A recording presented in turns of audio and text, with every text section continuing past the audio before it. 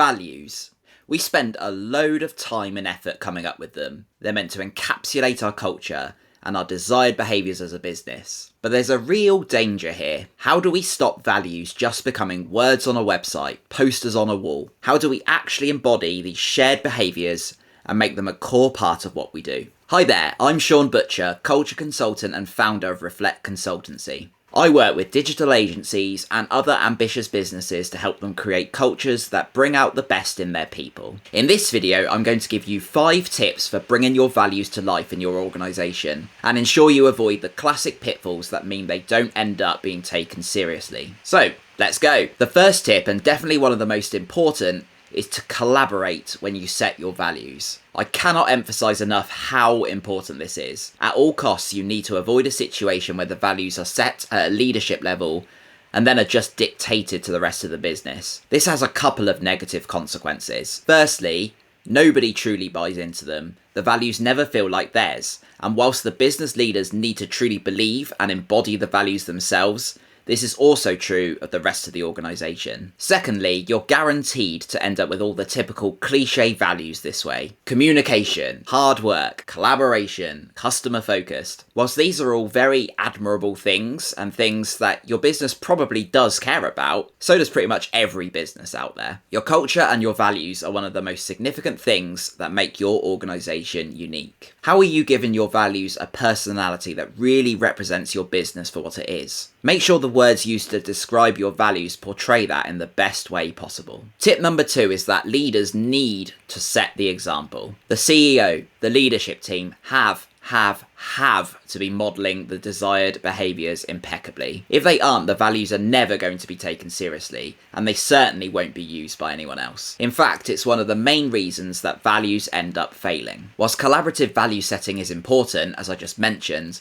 the process also needs to involve your leadership team. They need to truly understand the values, buy into them, and deeply consider the behaviours that they are expected to demonstrate. And this needs to be done from the get-go. If not, it will likely cause serious damage to the credibility of the values, and the rest of the employees will lose faith in them straight away. Tip number 3 is to build your values into your performance and progression processes. If you're going to take your values seriously, then you need to hold these behaviours at the same regard as technical skill. Being a great individual contributor and being solid at your job is clearly important, but if you're not displaying the behaviours expected of the organisation, then you're ultimately not a great fit and shouldn't be in line for progression. Otherwise, it shows that the values just aren't that important. This isn't saying that you need to create a team of clones. Far from it. But even diverse teams can be underpinned with a set of behaviours and attitudes that portray the organisation in the way it is intended. As such, make sure that everyone understands that in order to progress within the business,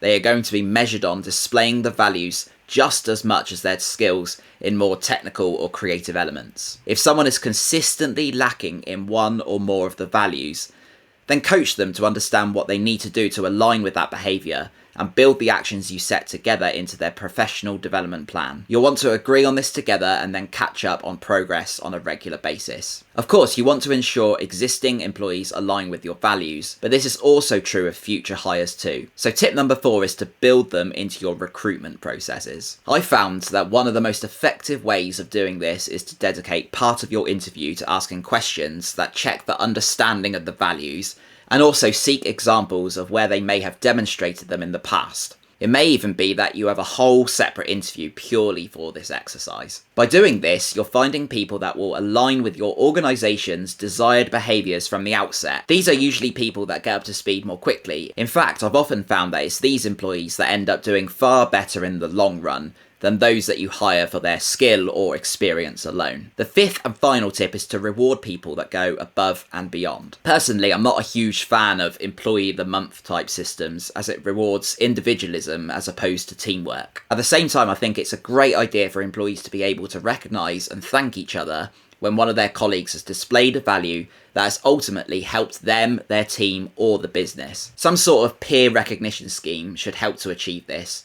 One idea is to give everyone a set of points that they can award to their colleagues across the course of a defined time frame based on meeting one or more of the values. These points could then be converted into additional perks like time off or vouchers. Or sometimes the feedback is enough for providing motivation, and the comments could just be used in the performance and progression processes. Overall, this is a really nice way to show others the praise and thanks received for adopting these desired behaviours, and demonstrate the importance of them to your business. So that's that, my 5 tips to help bring your company values to life. Collaborate when you set your values. Leaders setting the example. Building your values into your performance and progression processes. Building your values into your recruitment processes. And rewarding people that go above and beyond. Let me know what you think. Do you have any other methods for bringing your values to life? Have you found something else that achieves employee buy-in? Thanks so much for watching. Please subscribe to the channel for more leadership tips like this, and hopefully see you on another one of my videos very soon.